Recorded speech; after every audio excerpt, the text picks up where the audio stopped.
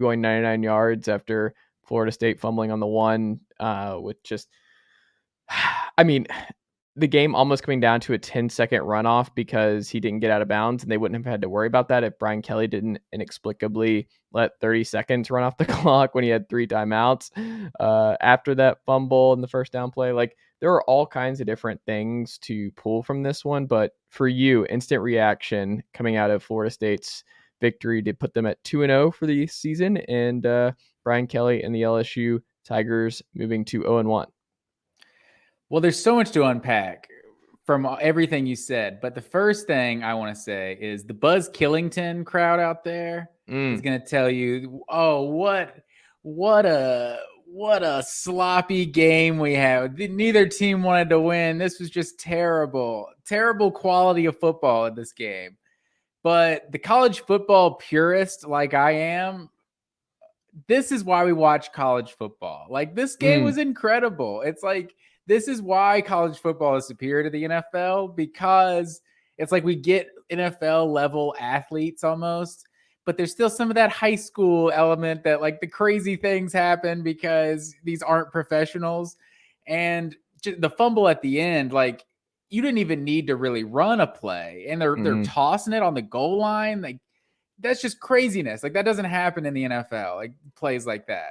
Like, so it was an incredible game.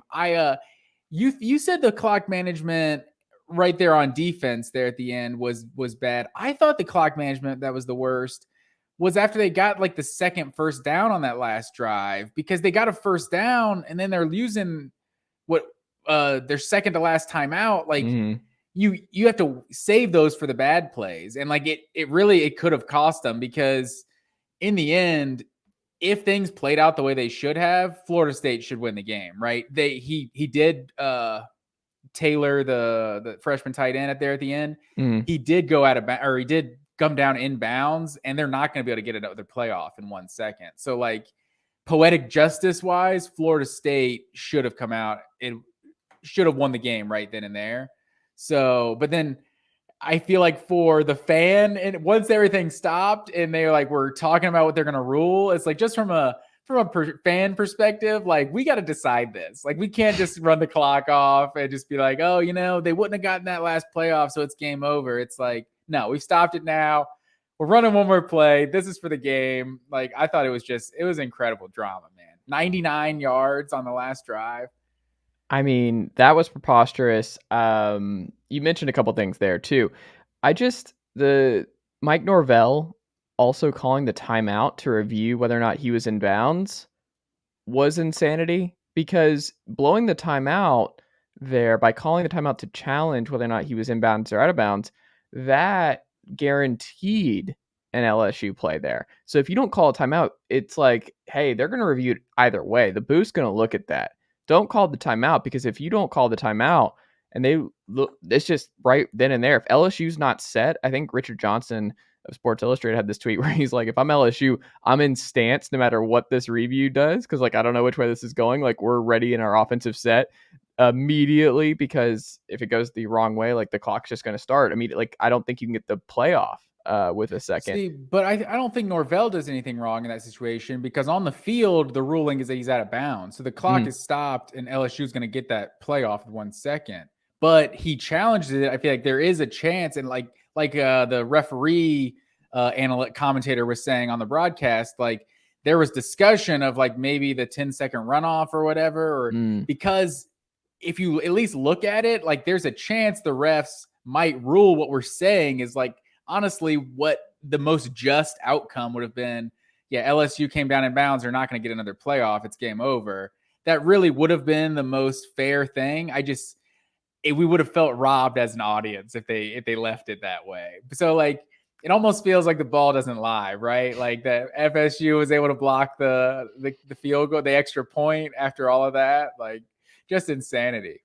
I mean, we had a lot of crazy goal line stands over the weekend that we'll get to here on this podcast, because this was one of the best week ones of college football. But shout out to Mike Norvell and the Seminoles. That's a huge win. And like you said at the top, where people are going to say, "Oh, it's week one," and they're not going to give Florida State credit because LSU was mostly a mess. And I think LSU, this is going to be a problem. I think this is a bad football team right now. Like, they have a bunch of talent. Obviously, one of the worst targeting calls or worst targeting plays I've seen in a long time. Like, that's like actual targeting, like actual. yeah, for sure. I think someone tweeted that like that's going to be shown in every official meeting for the next decade. This plus. is the one. This is the gold standard.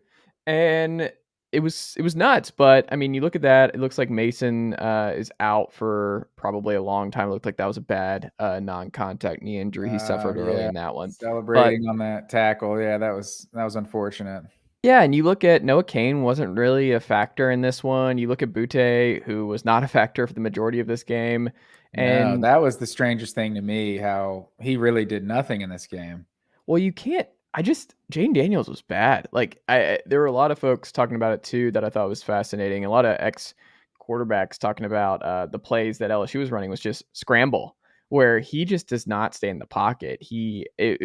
Florida State deserves a lot of credit for flustering him, but man, that guy, he did this at Arizona State all the time, where he will not stay in the pocket. That's just not his game. And I don't know. I don't think we're going to see Jaden Daniels be the quarterback throughout the rest of this season, but I think we'll see Garrett Nussmeier sooner rather than later, but not the offensive opening you wanted to see if you're an LSU fan to start off the Brian Kelly era. And I don't know. I think I feel a lot better about Tennessee going to Death Valley in a month than I did coming into this one, but also, hey, great, huge win for Mike Norvell and his program. Like, they needed that one so much. And Jordan Travis is a gamer, man. A lot of Jake Fromm in him is what I noticed. A lot of Jake Fromm, where it's just like Jake Fromm. You think? I think he's a little more athletic than Jake Fromm.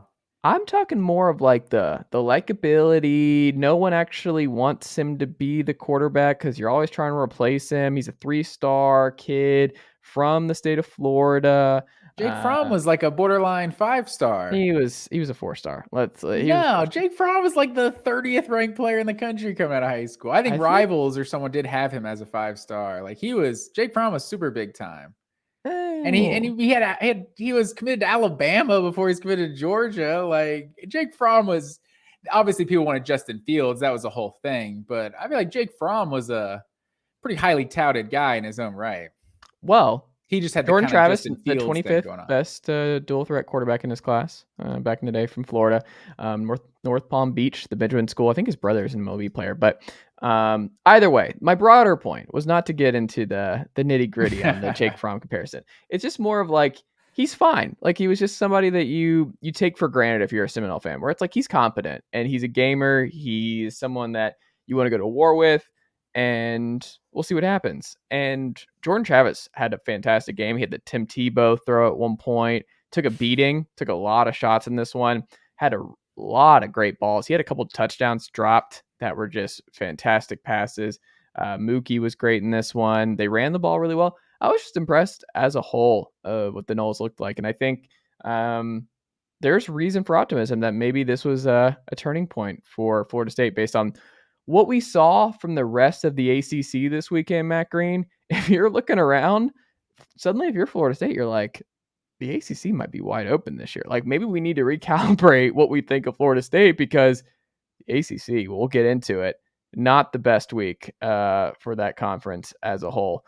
I don't know. It'll be maybe, stuttered there. It'll be remain to be seen because, like you said, LSU kind of looks like a bad football team right now. So I agree with what we saw from the ACC this week.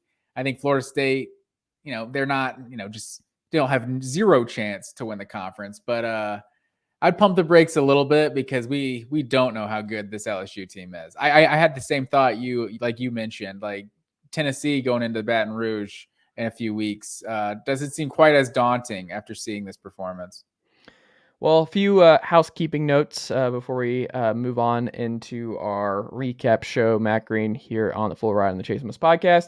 As always, you can check us out on YouTube. Go subscribe on the YouTube channel, youtube.com/Chase Thomas podcast. Like and subscribe so we continue growing out the YouTube page on that front. Check us out on our homepage, chasethomaspodcast.com. You can read all my sports writing over at sportsrenaissanceman.substack.com. Type your email, become a subscriber today. Follow Matt at Matt_W_Green. Follow myself at Chase_Thomas. Email this very program. Love to hear from you guys at chasethomaspodcast@gmail.com. And of course, if you like this show, tell a friend, family member, coworker about the full ride here on the Chase Thomas Podcast, and leave us a 5-star rating and a review if you're an Apple Podcast or Spotify listener. It helps other people find the show, and it helps this very show continue to grow here on the Blue Wire Pod Network.